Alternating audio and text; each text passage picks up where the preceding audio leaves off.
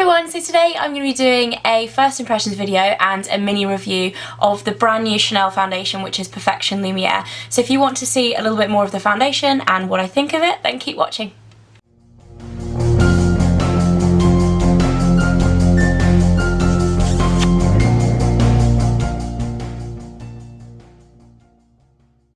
Okay, so some of you might know that I am a huge fan of Chanel foundation, so when I heard they were bringing out a new one, I was very excited. Even though it means that they're discontinuing both Pro Lumiere and Matte Lumiere, which is an interesting decision. I'm excited to see what they've kind of replaced it with, because it must be good that they think they can replace both of those foundations with one. So this actually doesn't come out until the 13th of January in the UK, but I was in duty free on my way back from France yesterday and I spotted it there. So I managed to pick one up. The shade I got is B20 or 20 beige, which is the shade that I also have in my Pro Lumiere and my Vita Lumiere Aqua. This is kind of my winter shade. In the summer I go up to B40.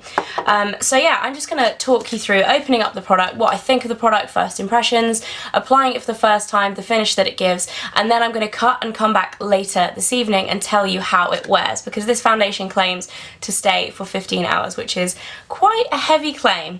So the finish is actually meant to be semi-matte.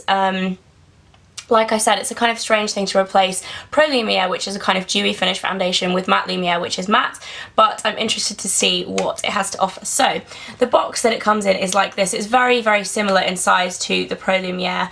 The Vita Lumiere Aqua is actually dinky in comparison, but they're all 30ml.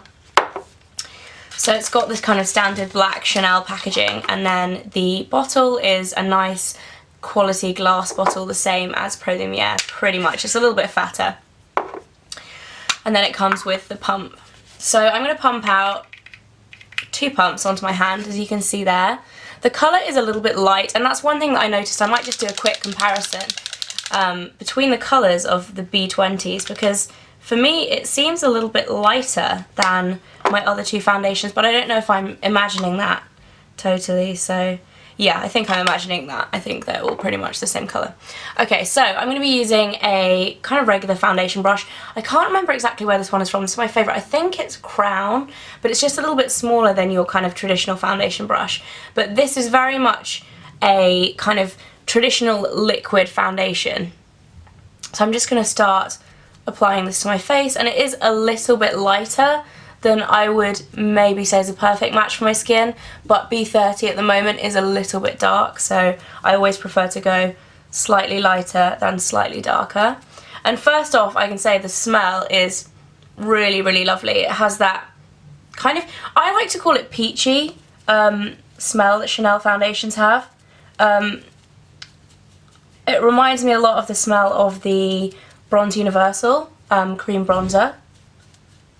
And straight away I can see that the finish is a little bit more matte than I would normally go for, which will be disappointing to those people who have lost their Pro Lumiere over this, because Pro Lumiere is a very kind of glowy. I always like to describe Pro Lumiere as it kind of looks like YSL Touche Eclat, but for your whole face. It's just very brightening.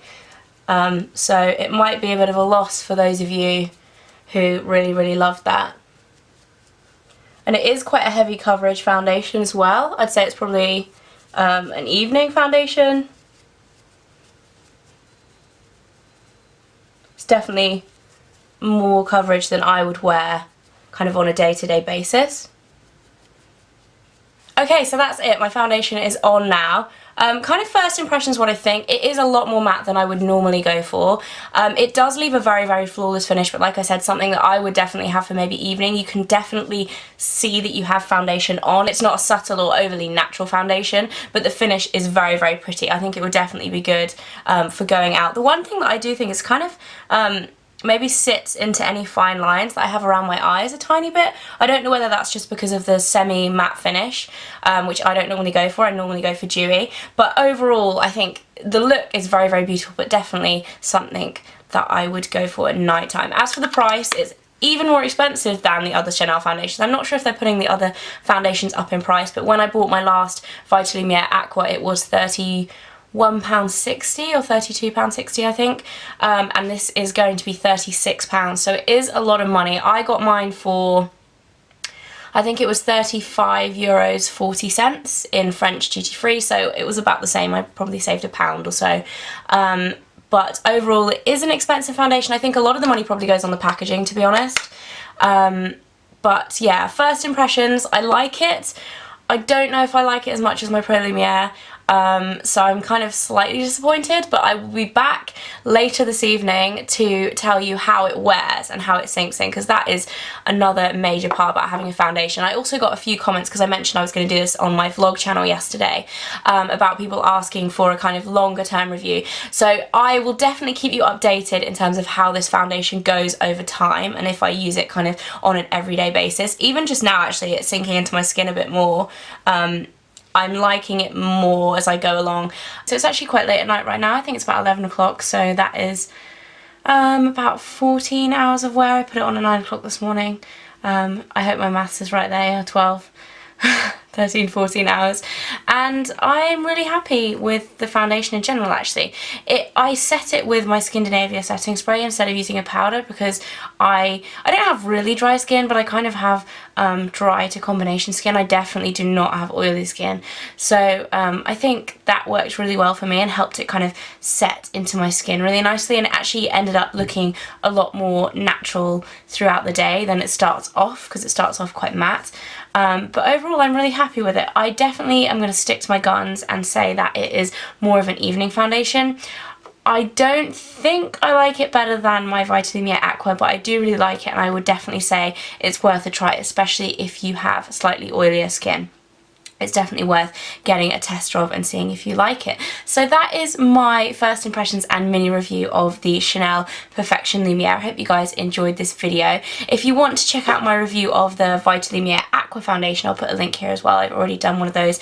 I did it when this first came out, so it was a long time ago now, but I absolutely love that. So if you want to see my initial review on that, then go and check that out. I'll definitely keep you updated on how I get along with the foundation. I'm going to be using it kind of over the next few weeks, definitely, because obviously I just bought it and I want to use it and try it out and stuff. But first impressions are good.